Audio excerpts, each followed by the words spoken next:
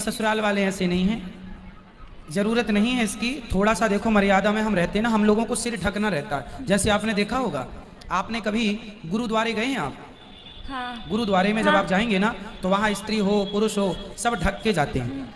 तो एक सिर ढकना मतलब देखो ऐसा, सिर ऐसे ढकना, हम गुरुद्वारे में जाते हैं कहीं भी जाते हैं ऐसे सिर ढकना एक मर्यादा होती है। क्या होती है? मर्यादा। मर्यादा।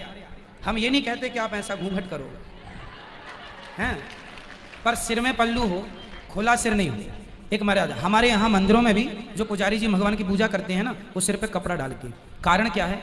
एक मर्यादा। हम भगवान के आगे हैं मर्यादा में। मायके में तो चलो बाप है भाई है, कोई कैसे भी रहो कोई दिक्कत नहीं, पर ससुराल में एक रिस्पेक्ट है ना, वहाँ की एक मर्यादा है। तो इसलिए सिर पे पल्लू, हम ये नहीं कहते घूंघट, पर सिर पे पल्लू होना आवश्यक है सबके लिए।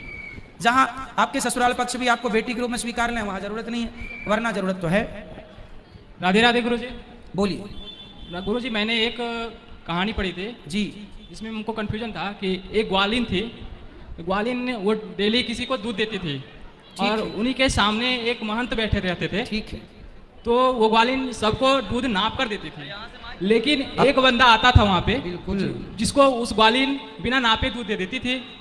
ये क्रियाकलाप वो बैठे साधु महात्मा देख रहे थे, तो उन्होंने ये उनके दिमाग में ये आया कि ये ग्वालिन सबको नाप कर दूध देती है, बट ये इस नौजवान को बिना नापे क्यों देती है? तो वहाँ के वासियों ने बताया कि ये लड़की जो है, ये ग्वालिन इनसे प्रेम करती है, इस वजह से इसको बिना नापे दे देती है दूध।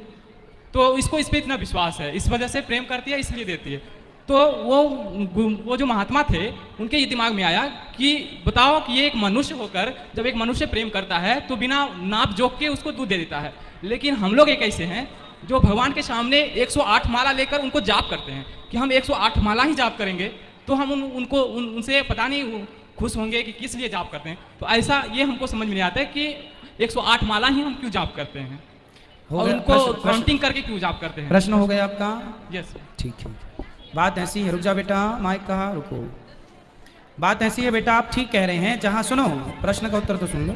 बात ऐसी है कि ये सत्य है कि भगवान का नाम गिन गिन के क्या लेना, भगवान ने तो बहुत कुछ बिना गिने दे दिया आपको, परंतु शुरुआती दौर में जो होता है ना, बेटा माइक बंद कर दो उनका। शुरुआती दौर में जो होता है ना, वो शुरुआती में जैसे आप भक्ति करना स्टार्ट कर रहे हैं तो आपको पहले इसलिए माला बोला जाता है कि माला रहेगा। कई बार लोग आलसी हो जाते हैं, अरे जप तो लिया, ऐसे में कम से कम 108 बार ही जपेंगे, नहीं तो 2-4 बार जप के छुट्टी, तो कम से कम ज्यादा जपेंगे, 108 बार जपेंगे, नहीं तो बोलेंगे राम राम राम राम बोल तो लिया, कम से कम माला रहेगा तो 108 बार तो बोलेंगे। तो माला से उनका जाप बढ़े, उनका नाम जब बढ़े, और जब शुरुआती से माला से जब हो जाएगा फिर अभ्यास हो जाएगा, फिर माला की जरूरत नहीं है। पहले आपको साइकिल हैंडल पकड़ के चलानी होती है, पर आप जब सीख जाते हैं तो हाथ छोड़ के भी चला लेते हैं। तो ये अभ्यास से, उसी प्रकार भगवान का नाम पहले गिन गिन के, जब प्रेम अधिक हो जाएगा तो फिर वो चरम सीमा पर यहाँ पाएगी, जरूरत ही नहीं है।